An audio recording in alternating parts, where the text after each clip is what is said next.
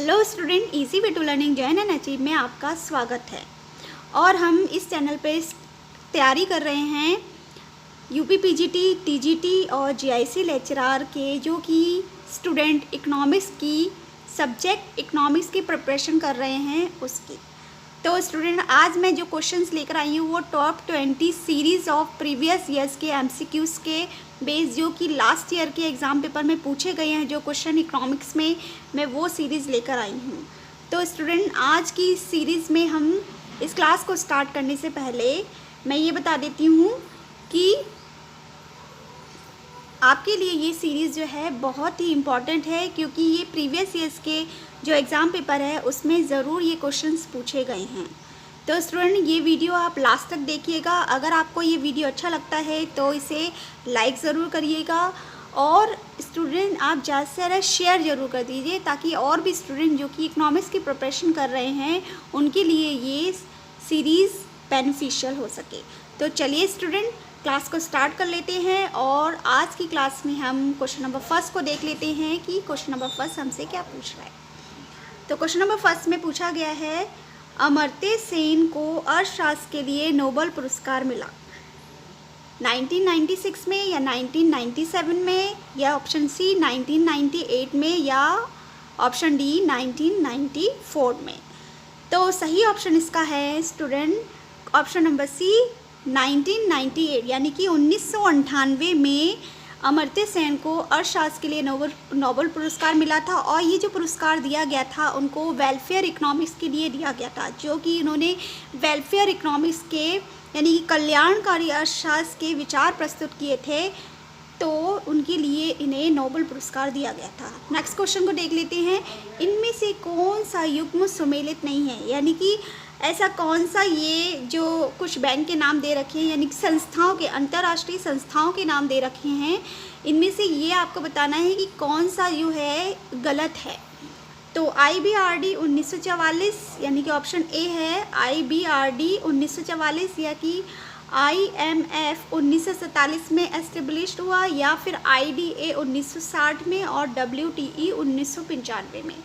तो स्टूडेंट, इसका जो गलत आंसर है वो गलत आंसर ये है कि IMF यानी कि इंटरनेशनल मॉनेटरी फंड जो है 1947 को प्रारंभ ना होकर 1945 में प्रारंभ हुआ था, और इसका जो कार्य शुरू हुआ था वो 1947 में हुआ था स्टूडेंट। तो आई होप आपको ये युग में समझ में आ गया होगा। हम नेक्स्ट क्वेश्चन को देख लेते हैं।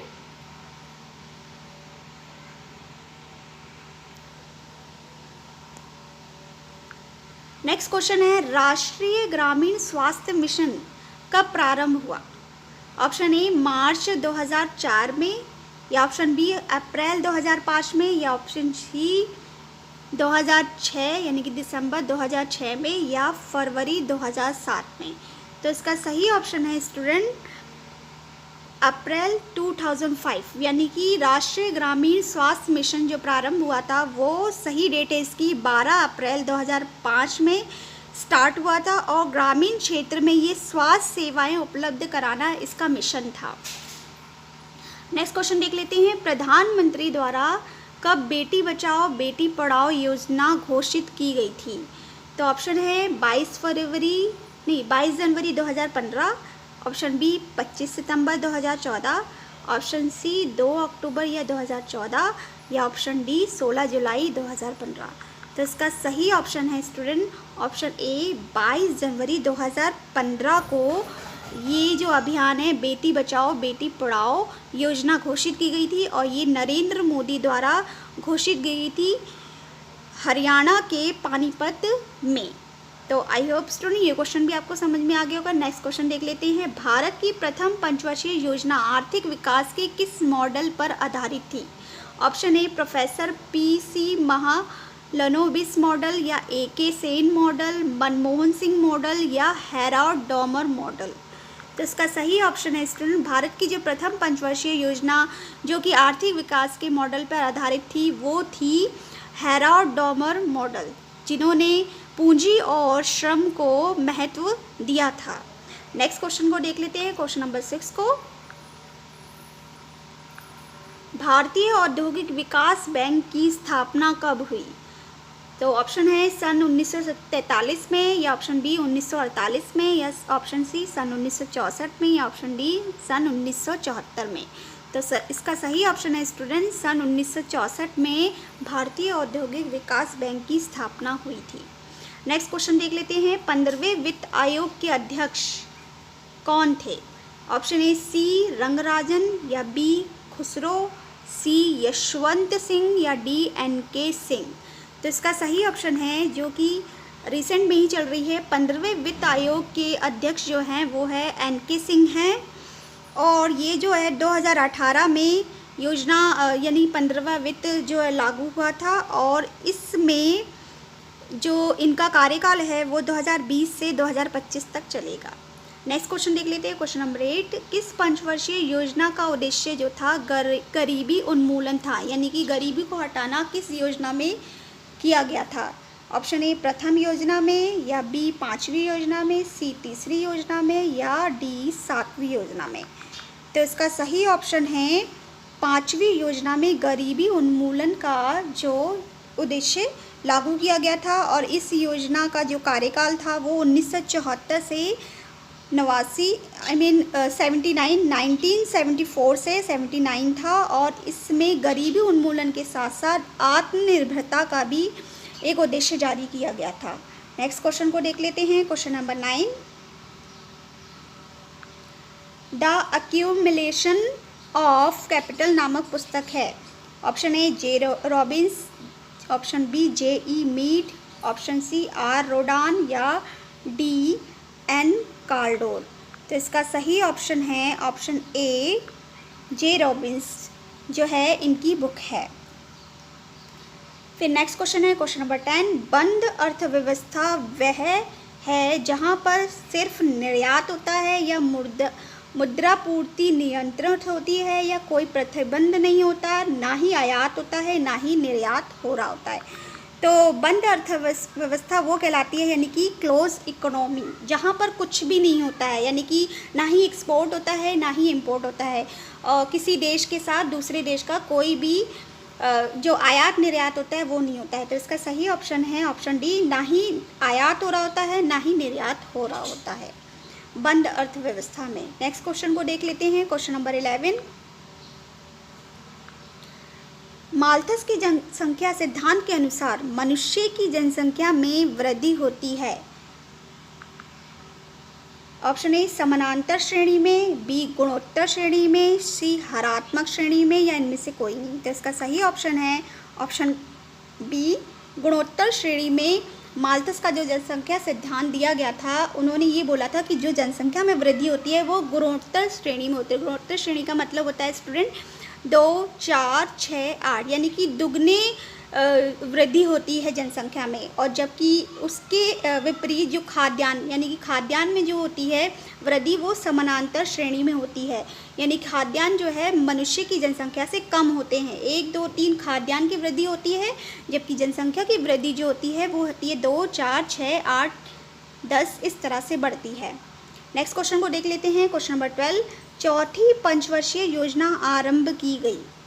ऑप्शन ए 1969 में, या 1966 में, 1968 में, या 1962 में। तो इसका सही ऑप्शन है ऑप्शन ए 1969 में चौथी पंचवर्षीय योजना है वो लागू की गई थी। और इस योजना का जो उद्देश्य था वो था स्थिरता के साथ आर्थिक विकास, यानी कि जो स्थिरता है स्थिरता भी बनी रहे और उसके साथ उसका आर्थिक विकास भी होता रहे, इस योजना का मुख्य उद्देश्य था। नेक्स्ट क्वेश्चन देख लेते हैं, गिफिन वस्तुएं क्या होती हैं। ऑप्शन ए निम्न श्रेणी की वस्तुएं होती हैं, या बी सामान्य वस्तु होती है, या सी आवश्यक वस्तु होती हैं, या डी निम्न श्रेणी की वस्तुओं की विशेष श्रेणी। तो इसका सही ऑप्शन है ऑप्शन डी निम्न श्रेणी की विशेष वस्तुएं होती हैं, जिसमें क्या होता है गिफिन वस्तुएं वो होती हैं कि वो वस्तु इतनी स्पेशल होती है, होती वो निम्न कोटि की है लेकिन वो स्पेशल होती है। वो इसलिए क्योंकि उस पर जो मनुष्य होता है वो अपनी आय का कहीं कहीं पे तो वो बड़ा भाग खर्च कर देता है। जैसे कि किसी वस्तु की कीमत में बढ़ोतरी हुई तो उसे लेना शुरू कर देते हैं, और किसी वस्तु की कीमत में गिरावट हुई तो उसे लेना बंद कर देते हैं। तो ये इफेक्ट होता है गिफिन वस्तुओं में। मनुष्य के ऊपर। तो निम्न श्रेणी की जो वस्तुएं होती हैं वो विशेष श्रेणी की होती हैं, गिफिन वस्तुएं कहलाती हैं। नेक्स्ट क्वेश्चन को देख लेते हैं। क्वेश्चन नंबर 14, भारत का मुख्य खाद्यान्न है। ऑप्शन ए चावल, गेहूं, या सी गन्ना, या डी मक्का। तो इसका सही ऑप्शन है चावल। भारत का जो मुख्य खाद्यान्न है वो चावल है और सेकंड नंबर पे गेहूं आता है। फिर नेक्स्ट क्वेश्चन देख लेते हैं। क्वेश्चन नंबर 15, वैश्विक मंदी पर global crisis, recession and uneven recovery पुस्तक लिखी है। ऑप्शन ए सी रंगराजन, या बी मोंटेक सिंह आलूवालिया, या सी अमर्त्य सेन ने, या डी वाई.वी. रेड्डी ने। तो ये जो वैश्विक मंदी पर जो पुस्तक लिखी थी वो लिखी गई थी, ऑप्शन डी है इसका सही आंसर, वाई.वी. रेड्डी द्वारा लिखी गई है। क्वेश्चन नंबर 16 देख लेते हैं। कौन सा राज्य सबसे ज़्यादा क्षेत्रफल का प्रयोग कॉफ़ी उत्पादन के लिए करता है। ए तमिलनाडु, बी गुजरात, सी कर्नाटक, या डी राजस्थान।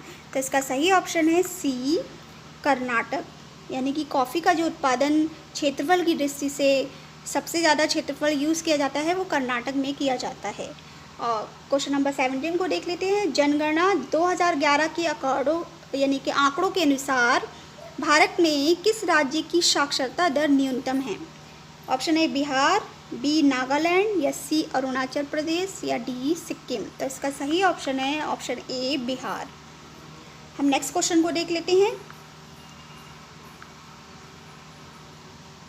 सो स्टूडेंट, अभी तक मैंने 17 क्वेश्चन आपको रिवाइज करवा दिए हैं और ये जो मैंने जितनी भी सीरीज़ मैंने आप लोगों के लिए बनाई है स्टूडेंट, ये मैं खुद प्रिपेयर कर रही हूँ, इसलिए मैं आपको भी ये अवेलेबल करवा रही हूँ। तो आप अच्छे से इस सीरीज़ को यानी कि प्रीवियस ईयर्स के क्वेश्चन को पढ़ के जाइएगा, क्योंकि मैंने देखा है प्रीवियस ईयर्स के पेपर में एक ना एक क्वेश्चन जो है रिपीट हुआ है। तो आपके लिए ये सीरीज़ जो है वो बहुत इंपॉर्टेंट होगी।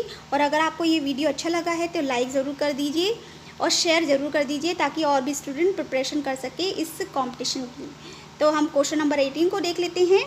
एक देश के आर्थिक विकास की प्रक्रिया को रोस्टफ ने कितनी अवस्थाओं में बांटा है। तो स्टूडेंट, ये जो आर्थिक विकास का जो प्रक्रिया दी थी वो कई जो है अर्थशास्त्रियों ने दी है अपनी अपनी अवस्थाओं के अकॉर्डिंग। जैसे मार्शल ने भी दी थी, नहीं कार्ल मार्क्स ने दी थी, रोस्टफ ने दी थी।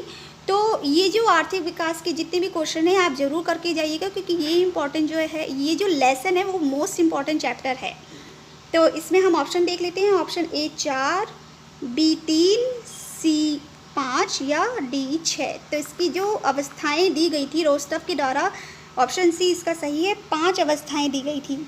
और इन्होंने जो अपनी बुक में इन अवस्थाओं का वर्णन किया था, उस बुक का नाम है the stages of economic growth.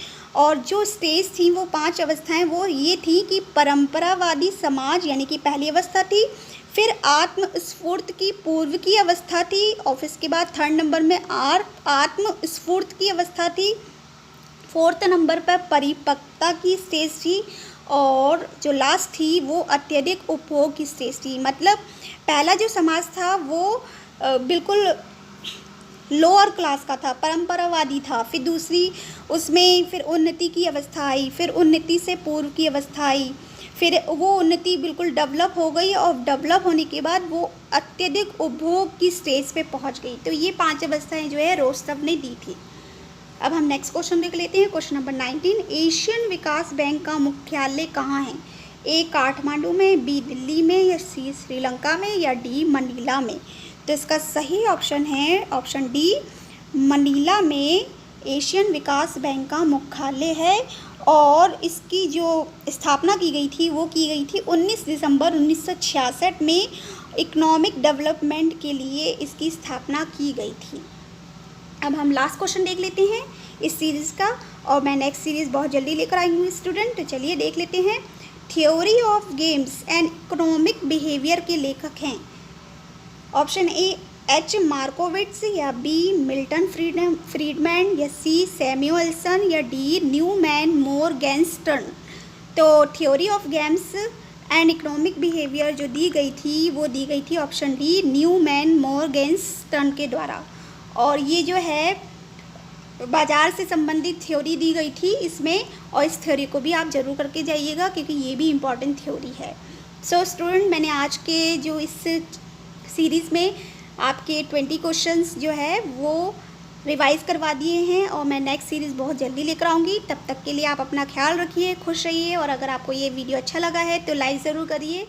Thank you.